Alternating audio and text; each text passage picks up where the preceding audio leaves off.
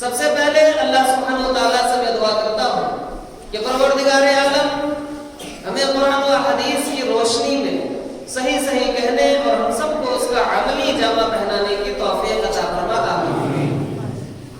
محترم سامعین، آج کے اس خطبہ جمعہ میں جو میرا موضوع ہے وہ ہے بگڑتے معاشرہ اسباب و علاج۔ اس موضوع کے تعلقات سے پچھلے جمعے میں بھی میں نے آپ کے سامنے کچھ باتیں قرآن و حدیث کی روشنی میں ذکر کیا تھا اور انشاءاللہ العزیز کچھ باتیں آج کی اس خطبے میں بھی رکھنے کی کوشش کروں گا۔ جیسا کہ آپ کے سامنے یہ ذکر کیا گیا تھا کہ معاشرہ اچھا ہو، سوسائٹی اچھی ہو، معاشرے کے اندر جو بگاڑ پیدا ہو رہے ہیں، جو خرابیاں پیدا ہو رہی ہیں، معاشرے میں جو درگھٹنا گھٹ رہے ہیں، معاشرے میں جس طریقے سے مہلک مرض پنپ رہے ہیں، ان امراض کے یا ان حادثات کا علاج کیا ہوگا اور ہماری شریعت اس تعلقات سے کیا بتلاتی ہے۔ علاج کے تعلقات سے بتلانے سے قبل ایک چیز میں آپ کو بتلاتا ہوں۔ دیکھیے، معاشرے کو یا گھر کو یا سوسائٹی کو یا ماحول کو بہتر بنانے کے لیے ایک انسان کو اپنے آپ کو کیا ہے بدلنا ہوگا۔ سب سے پہلے ہر انسان کو اپنی اصلاح کی ضرورت ہوگی، تب جا کر کے معاشرے میں سدھار، سوسائٹی میں سدھار، سماج میں سدھار آ سکتا ہے۔ ورنہ یقین مانیے گا، اگر ایک انسان اپنے آپ کو نہیں بدلتا ہے تو معاشرے میں یا سماج میں، سوسائٹی میں سدھار کبھی بھی نہیں آ سکتا ہے، بلکہ وہی حالات رہیں گے جو اب ہے یا جو پہلے تھا، اور یہی حالات آنے والے زمانے میں بھی رہیں گے۔ بشرط کہ ایک انسان اپنے آپ کو بدل ڈالے تو یقیناً معاشرہ اور ماحول پورا کا پورا کیا ہے بدل جائے گا۔ جب تک کہ ہم اپنے آپ کو نہیں بدلیں گے تو نہیں بدل سکتا ہے، اور اپنے آپ کو بدلنے کے لیے ضرورت ہے کہ ہم سب سے پہلے قرآن اور احادیث کو دیکھیں، کیونکہ ہماری شریعت ایک ایسی شریعت ہے جو ایک انسان کے پیدا ہونے سے لے کر کے مرنے تک اور مرنے کے بعد بھی وہ اپنی زندگی کو کس طریقے سے گزارے گا، مکمل طریقے سے ہماری شریعت کیا ہے رہنمائی کرتی ہے۔ دنیا میں ہم کیسے رہیں گے، کس کے ساتھ کیسا برتاؤ ہوگا، کس کے ساتھ اٹھنا بیٹھنا ہونا چاہیے، کس کے ساتھ کھانا پینا ہونا چاہیے، کس طریقے کے کھانے پینے ہو، کس طریقے کے ہمارے رہن سہن ہو، یہ ساری چیزیں ہماری شریعت کیا ہے ہمیں بتلاتی ہے۔ اس لیے جب ہم اس چیز کو فالو کرنے لگیں گے اپنے اندر، جب ہم اسے اپنے اندر نافذ کر لیں گے، جب ہم اس چیز کے اوپر عمل کریں گے تو یقین مانیے گا وہ معاشرہ کیا ہوگا، بہتر بن جائے گا۔ اور جہاں بھی ہم نے اس کے خلاف ورزی کیا، جہاں بھی ہم نے اس کے برخلاف کوئی عمل کیا تو پھر معاشرے میں بگاڑ پیدا ہوگا، معاشرے کے اندر بدامنی کا ماحول پیدا ہو جائے گا، معاشرے میں امن و چین اور امن و سکون کے جو زندگی بسر کر رہے ہیں اس سے وہ لوگ ہٹ جائیں گے، اسے ختم ہو جائے گا، اور پھر لوگ دہشت کی زندگی جئیں گے، لوگ خوف زدہ رہیں گے، لوگ ہمیشہ پریشان حال رہیں گے، لوگ ہمیشہ ڈرتے رہیں گے۔ کیوں؟ اس لیے کہ جب تک ہم نے اپنی شریعت کو اپنے اوپر نافذ نہیں کریں، جب تک ہم اپنی شریعت کو اپنے اوپر نافذ نہیں کریں گے تو یقین مانیے گا پھر اس معاشرے کے اندر بگاڑ پیدا ہی ہوگا۔ اس کے تعلقات سے بے شمار مثالیں ہمارے سامنے موجود ہیں۔ میں آپ کے سامنے چند باتیں رکھنے کی کوشش کرتا ہوں قرآن و احادیث کے روشنی میں۔ ایک بات آپ کبھی غور کیجئے کہ معاشرے میں بگاڑ کیوں ہوتا ہے؟ معاشرے میں بگاڑ اس لیے ہوتے ہیں، ہم نے آپ کو بتلایا تھا کہ ایک آدمی جب اپنی زبان کی حفاظت نہیں بگاڑ شروع ہو جاتا ہے. آپ کسی کو گالی گلوچ کریں گے تو وہ بھی آپ کو گالی گلوچ کرے گا. آپ اگر ہاتھا پائی پہ اتر جائیں گے وہ بھی اتر جائے گا. آپ کسی کو ستائیں گے تو وہ بھی ستانے کی کوشش کرے گا. آپ کسی کے اوپر ظلم کریں گے تو کوئی آپ کے اوپر بھی ظلم کرے گا.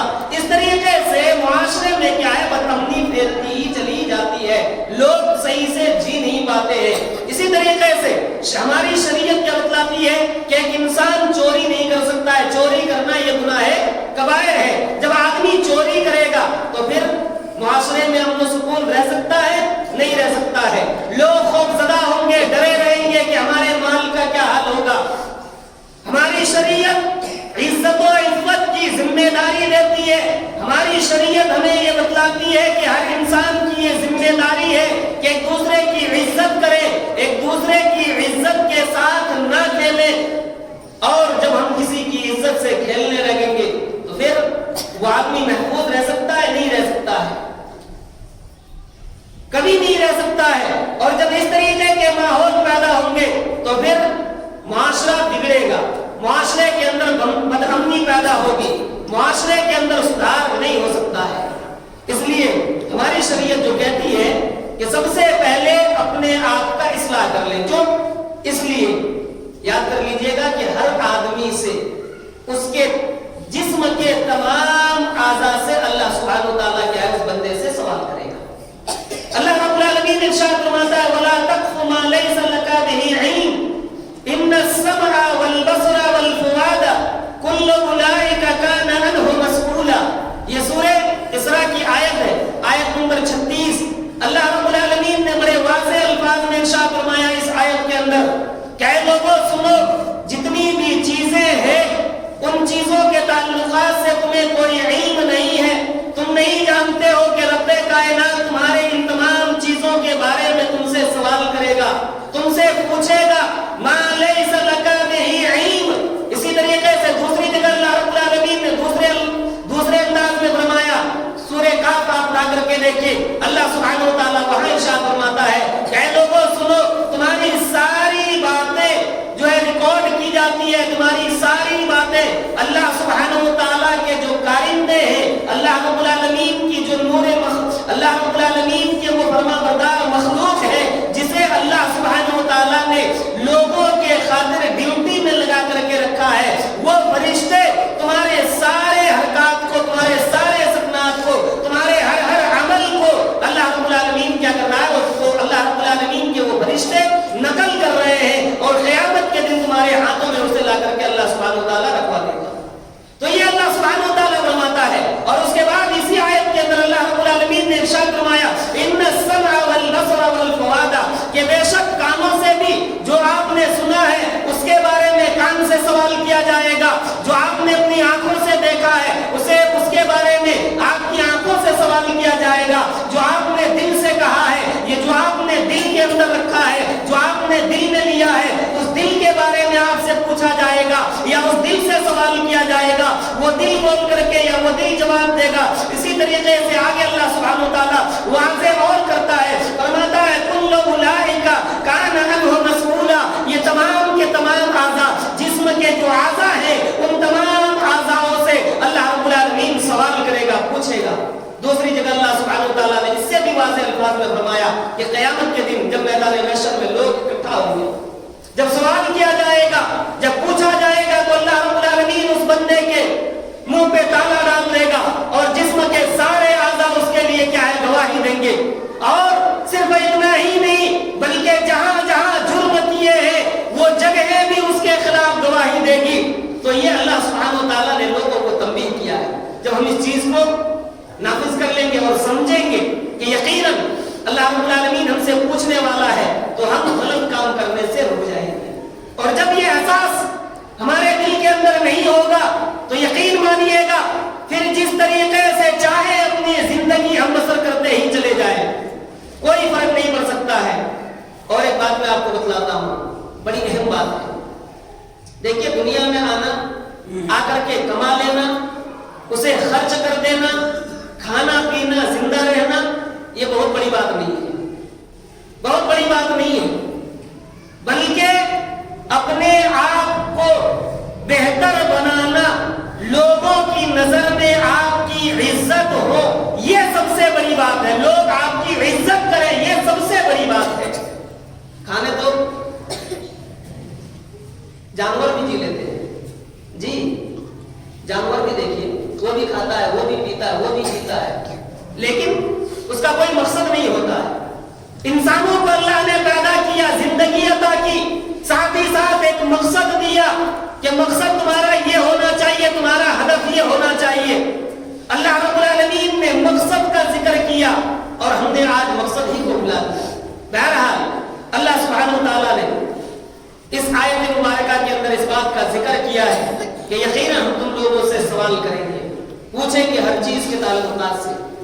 آپ کے سامنے باتیں چلی تھی غیبت کے تعلقات سے کہ ایک آدمی جب کسی کی غیبت کرتا ہے تو پھر معاشرے کے اندر بگاڑ پیدا ہوتا ہے، معاشرے کے اندر بدامنی پیدا ہو جاتی ہے. غیبت کس طریقے سے کرتے ہیں یا غیبت کس چیز کو کہتے ہیں، حدیث کی روشنی میں ہم دیکھتے ہیں. اللہ کے رسول جناب محمد رسول اللہ صلی اللہ علیہ وسلم ارشاد فرماتے ہیں، حدیث کے راوی ہیں حضرت ابو ہریرہ رضی اللہ تعالیٰ عنہ، بخاری شریف کی روایت ہے. حضرت ابو ہریرہ رضی اللہ تعالیٰ عنہ بیان کرتے ہیں، ان ابی ہریرہ رضی اللہ تعالیٰ عنہ قال ان رسول اللہ صلی اللہ علیہ وسلم قال اتدرون ما الغیبہ. حضرت ابو ہریرہ کہتے ہیں کہ اللہ کے رسول صلی اللہ علیہ وسلم نے صحابہ کرام سے سوال کیا، پوچھا کہ او میرے صحابہ بتاؤ تمہیں کیا معلوم ہے غیبت کس کو کہتے ہیں؟ صحابہ کرام نے عرض کیا، صحابہ کرام نے ذکر کیا اللہ و رسولہ عالم، اللہ اور اس کے رسول ہی زیادہ بہتر جانتے ہیں. نبی اکرم جناب محمد رسول اللہ صلی اللہ علیہ وسلم نے ارشاد فرمایا قال ذکرک اخاک بما یکرہ، کہ تم اس بات کا ذکر کرو. غیبت یہ ہے کہ تم اس بات کا ذکر کرو جو تم اپنے بھائی کے اندر دیکھے ہو، اس بات کو دوسروں تک لے جا کر کے پہنچا دو. یہی کیا ہے؟ غیبت ہے. نبی اکرم جناب محمد رسول اللہ صلی اللہ علیہ وسلم سے صحابہ کرام نے پوچھا یا رسول اللہ کے رسول صلی اللہ علیہ وسلم اگر کوئی آدمی کسی کے اندر یہ چیز پائی جاتی ہو تو کیا وہ بھی غیبت ہے؟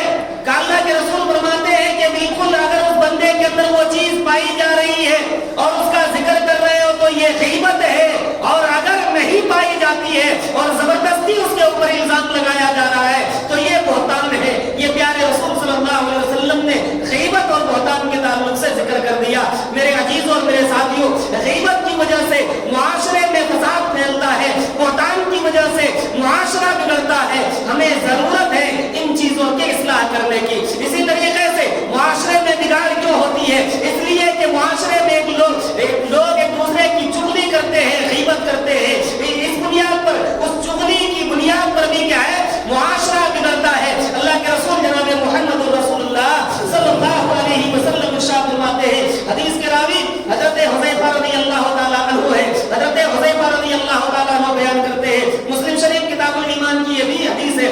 حضرت حذیفہ رضی اللہ تعالیٰ عنہ کہتے ہیں کہ نبی اکرم صلی اللہ علیہ وسلم نے ارشاد فرمایا لا يدخل الجنہ نمام، کہ کبھی بھی جو چغل خور ہیں، چغلی کرتے ہیں، ایک کی بات دوسرے تک، دوسرے کی بات پہلے تک صرف لڑانے کے مقصد سے پہنچاتے ہیں، تو یہ ایسے لوگ جنت کے اندر داخل نہیں ہو سکتے ہیں. اسی طریقے سے معاشرے کے اندر بگاڑ کس چیز سے پیدا ہوتی ہے؟ معاشرے کے اندر بگاڑ جھوٹ بولنے سے پیدا ہوتی ہے. آئیے میں ایک حدیث آپ کے سامنے نبی اکرم جناب محمد رسول اللہ صلی اللہ علیہ وسلم کی رکھتا ہوں. بخاری شریف کی روایت ہے، حضرت ابو بکر صدیق، حضرت ابو بکر رضی اللہ تعالیٰ عنہ حدیث کے راوی ہے، بیان کرتے ہیں کہ اللہ کے رسول جناب محمد رسول اللہ صلی اللہ علیہ وسلم ارشاد فرماتے ہیں، حضرت ابو بکر کہتے ہیں کہ اللہ کے رسول صلی اللہ علیہ وسلم نے ارشاد فرمایا ان ابی بکر رضی اللہ تعالیٰ عنہ قال قال رسول اللہ صلی اللہ علیہ وسلم الا انبئکم باکبر الکبائر،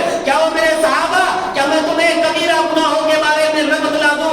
گناہ کبائر جو بڑے بڑے گناہ ہیں ان گناہوں کے بارے میں نہ بتلا دوں؟ صحابہ کرام نے عرض کیا یا رسول اللہ ضرور بتلائیے کہ وہ گناہ کیا ہے. نبی اکرم جناب محمد رسول اللہ صلی اللہ علیہ وسلم نے ارشاد فرمایا الاشراک باللہ، بڑے گناہ یہ ہے کہ تم اللہ کی ذات کے ساتھ دوسروں کو شریک کرو، اللہ کو چھوڑ کر کے کسی غیر کی عبادت کرو، اللہ کو چھوڑ کر کے دوسرے کی پوجا اور پرستش کرو. تو یہ کیا ہے؟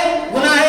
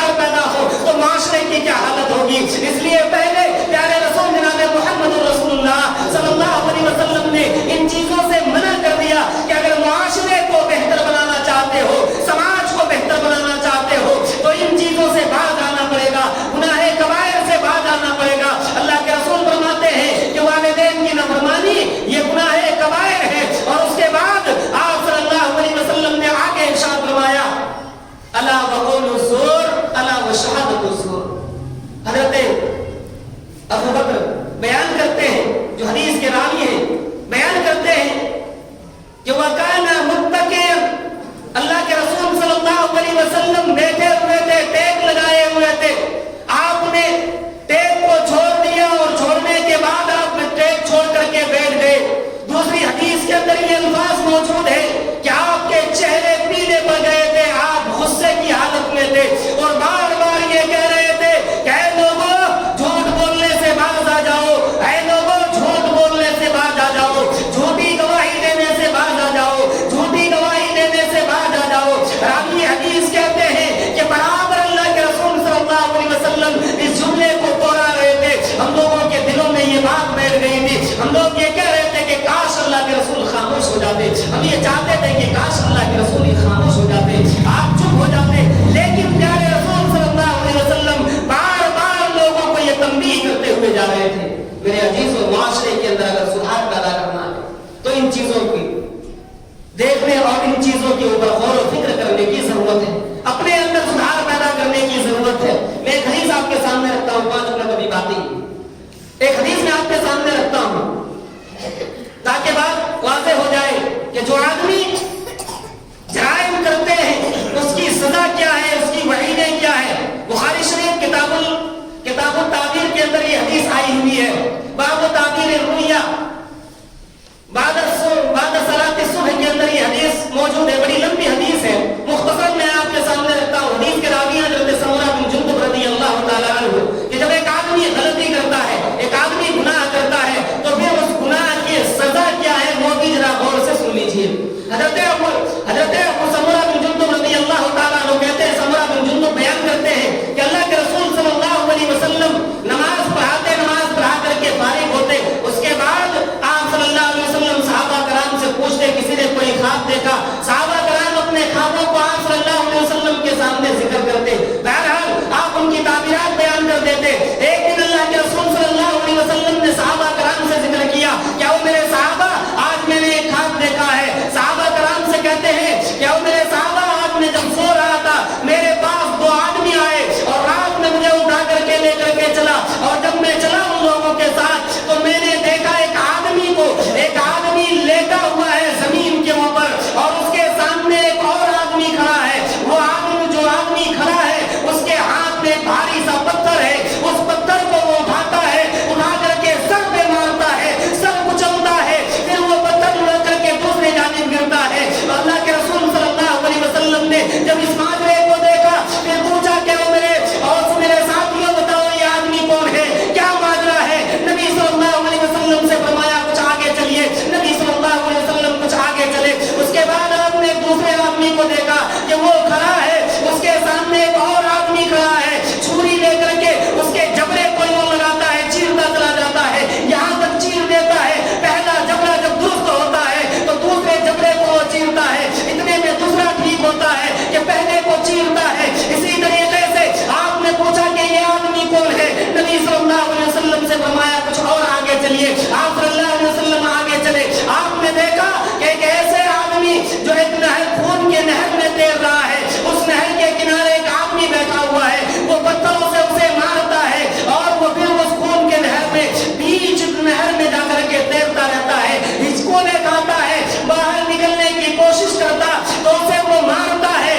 इसी तरीके से आपने एक तन्नूर को देखा, उसके बाद उस तन्नूर में देखा कि कुछ मर्द और कुछ औरतें नंगे हैं जो झुलस रहे हैं, जल रहे हैं। नबी अकरम सल्लल्लाहु अलैहि वसल्लम को बार बार ये मामला दिखाया जा रहा था, आप देखते ही जा रहे थे, आपकी आंखों में आंसू है। साहब उन दोनों साथियों से पूछते हैं, जरा बताओ तो सही ये कौन लोग हैं। बहरहाल आपको उस दिन उस ख्वाब में कई चीजों का जिक्र किया, कई चीजों को दिखलाया, आखिर में चल करके नबी सल्लल्लाहु अलैहि वसल्लम से बतलाया कि प्यारे रसूल जनाब मोहम्मद रसूलुल्लाह सल्लल्लाहु अलैहि वसल्लम, मैं जिब्राइल हूँ और ये मेरे साथी मिकाईल है।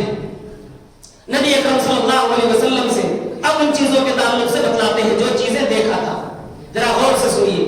नबी सल्लल्लाहु अलैहि वसल्लम से फरमाया, या रसूल अल्लाह, पहले आदमी जिसे आपने देखा था कि जिसके सर के ऊपर पत्थर मारा जा रहा था, सर कुचला जा रहा था, ये वो लोग हैं जो कुरान को सीखे और सीखने के बाद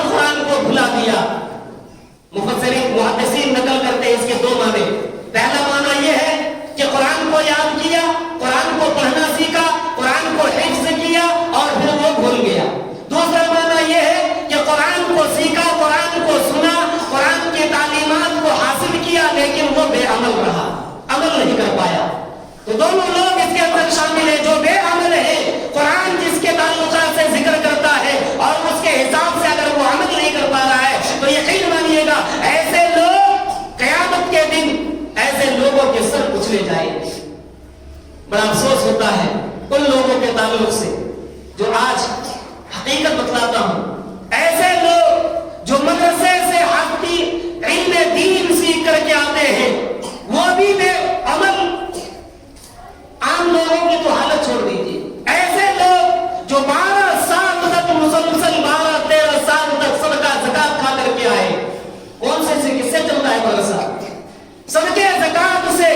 वो खाने के बाद भी हालत ये हो बेनमाजी रहो, क्या हाल होगा? अल्लाह खैर करे।